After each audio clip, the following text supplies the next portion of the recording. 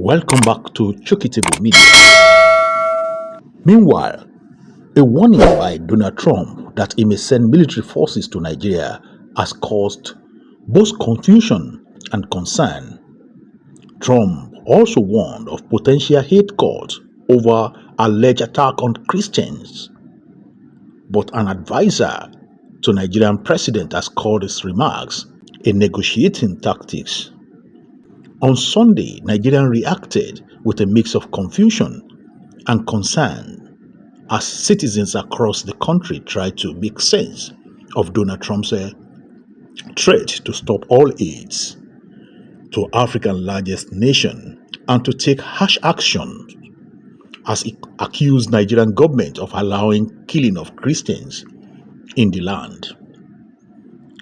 In the diaspora as well, many people are talking, many Nigerians are reacting, trying to figure out what President Donald Trump meant by the two tweets that he made on Nigeria. The tone of the tweet really angered so many people. People are also questioning the audacity and the power Donald Trump is promising to use over Nigeria as a sovereign state.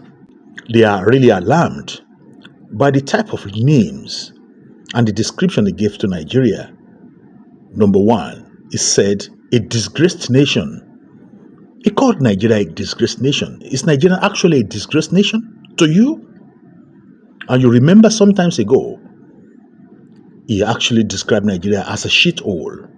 Where have he got it wrong that outsider could be describing a sovereign nation like Nigeria, the giant of Africa, as a disgraced nation who pushed Nigeria into this point that there's no respect for the land again? So people in diaspora are really concerned as well. While some people are believing that he's actually going to put the boots on the ground in Nigeria, some also believe that he will definitely not do that. We have comments from Inibehe Efiong. I've seen and I've read from him. I've seen comment from DF, Dele Farotimi. I've seen from Sheun Kuti. I've also seen from Just Adistone. I've seen from Prophet El Buba. Everybody contributing, trying to say their own piece. And majority of my subscribers also in the diaspora here don't actually believe it's going to happen. But if it is actually not going to happen, that's the question. Will the Nigerian government and the present day government or the president do something drastically? Because I think he gave them 72 hours to react. They should try to stop the killing, stop the genocide, and move on. But if they refuse within this short period that was given the ultimatum, what would the United States do? What will Donald Trump do to Nigeria? You also remember that jabs was thrown at Donald Trump some times ago by President of Nigeria, Bola Tinubu.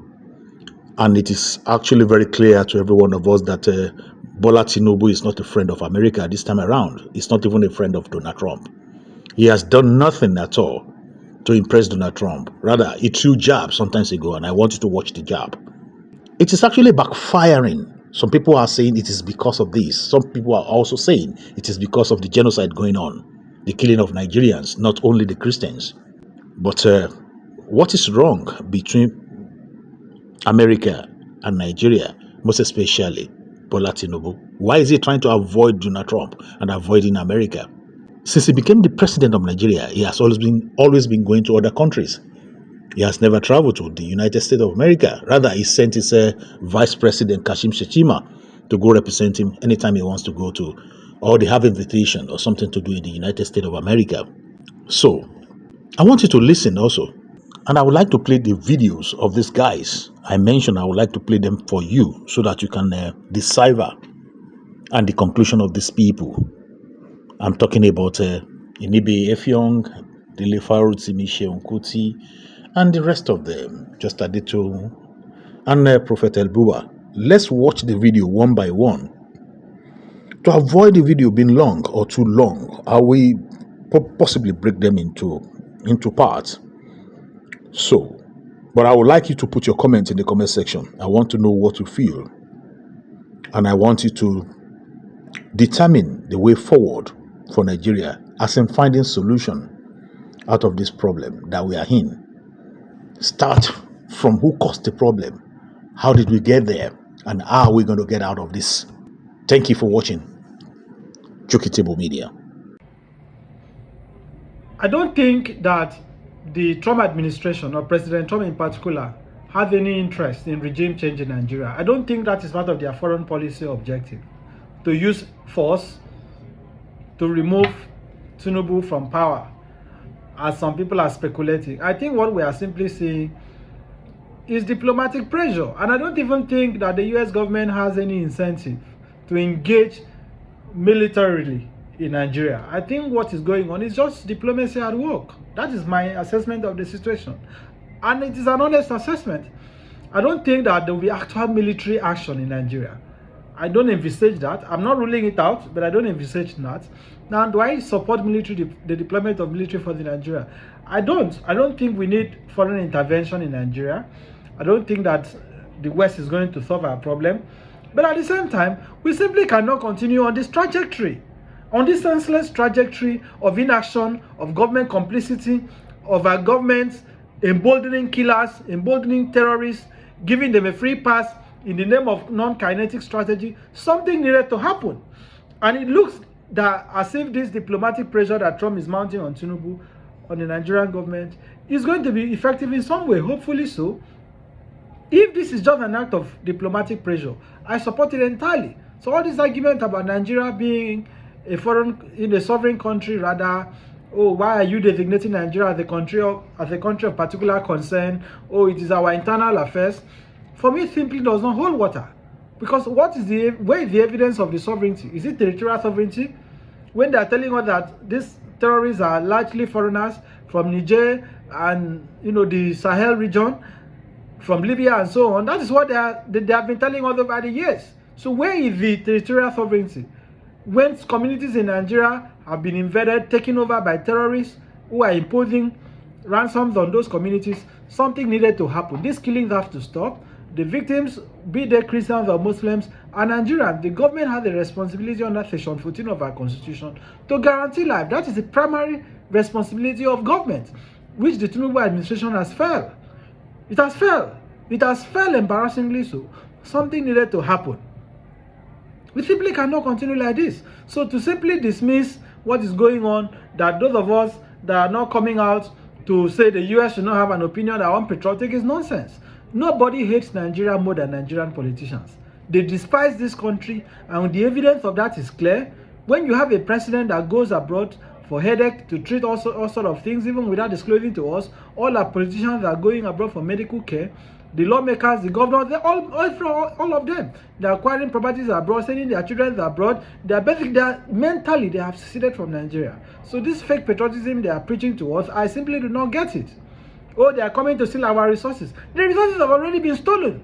It has been stolen. They have fleeced the country. The country is broke. They are borrowing to fund their corruption. They are borrowing to fund their ostentatious life. So let us stop pretending, oh, that this regime cares about the country. Thank you very much. Let me first say that in the 25 years that the Arewa Consultative Forum has been operating, we have to first of all remember why it was established. At the beginning of the political resurgence in Nigeria in 1999, in the north, we have had about 3-4 different organizations, very powerful and pulling in different directions. So, but to face political time after a longer period of military regime, it was decided that the north should coalesce those organizations into one strong, cohesive mouthpiece for the north. And that's what happened. The people that called that meeting that day asked all those different organizations to melt into ACF. And that's what has been going on for the last 25 years.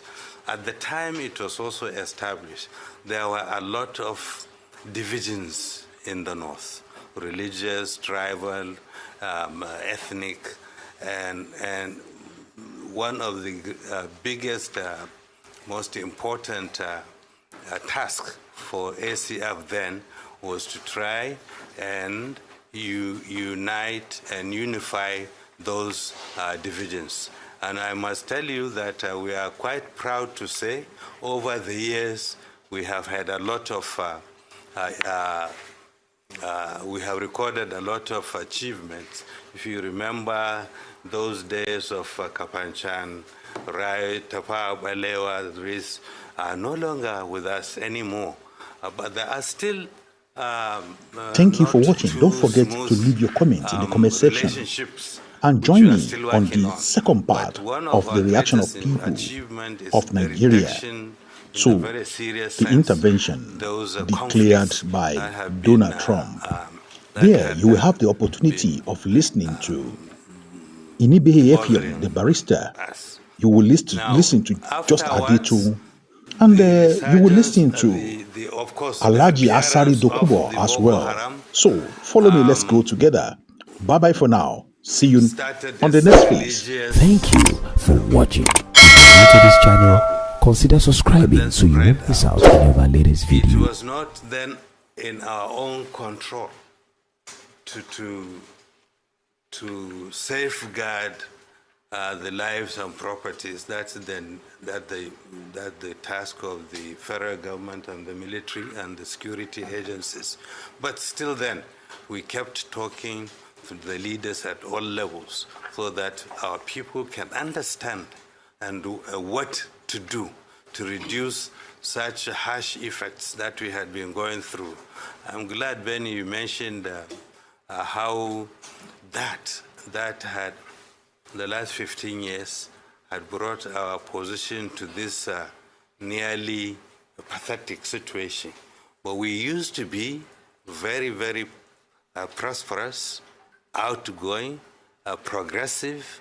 We used to be very, very industrious, but factors both that are our own fault in the North and outside influence it had combined to, at a time when we are least capable of pushing back, to further deteriorate what we are doing, what we ought to be doing. So this is where we are now. But we are also using this period and this occasion, this celebration, to remind the people that we are not dancing and shouting and singing.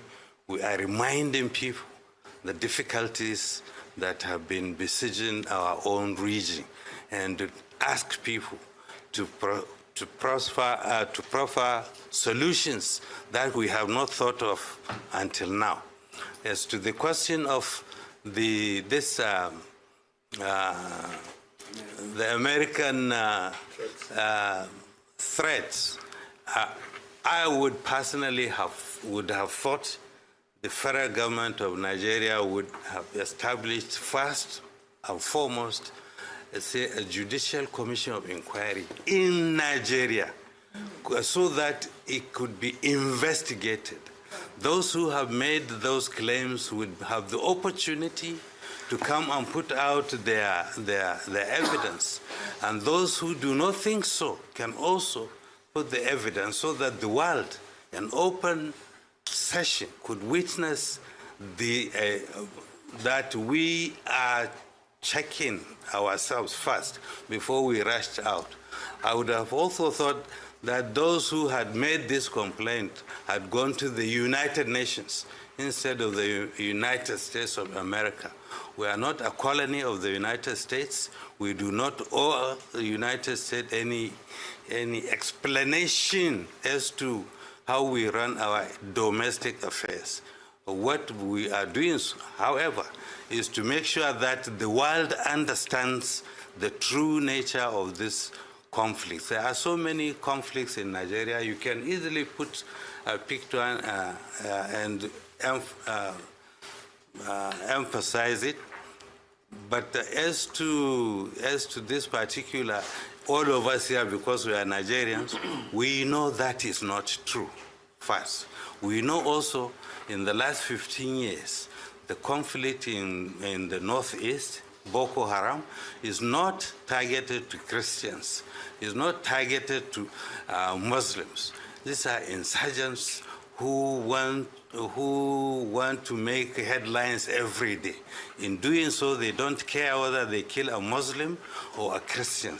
But they are operating in a predominantly Muslim area, so their victims are predominantly Muslims. Of course, they are Christian, but for an insurgent, he doesn't care whether he kills a Muslim or a Christian. But like the population, obviously, there are more victims that are Muslims than no. Then you move towards the northwest, which was enjoying quite a peaceful time until this bandits started their operation. Now, we can only propagate to our people how best to protect and safeguard their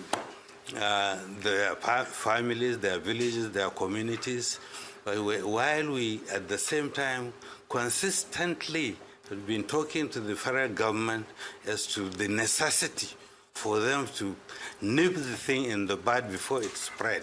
It started like a joke in Zamfara, Sokoto, Katsina, now Kebbi and Niger is moving. By the time it's now in Katsina, by the time it gets to Kano, which is next to Jigawa, where I come from, Yobe is quite close. So if government does not take proper, immediate action to stop this, very soon the whole of the northern region is going to be covered with these insurgency. The north central is infested also. And we have always been wondering that the Nigerian military that had fought in Korea, had fought all over the world, has gone to West Africa and sorted them out, had not been able to sort our own problems for 15 years. Now, I understand that there is a difference between an enemy that you can fight face to face and urban guerrilla situation. But we still need to, I think, to put more effort from all of us, but especially from those that are in opposition to stop the thing from spreading. And that's what our wishes, our hopes, and I hope that the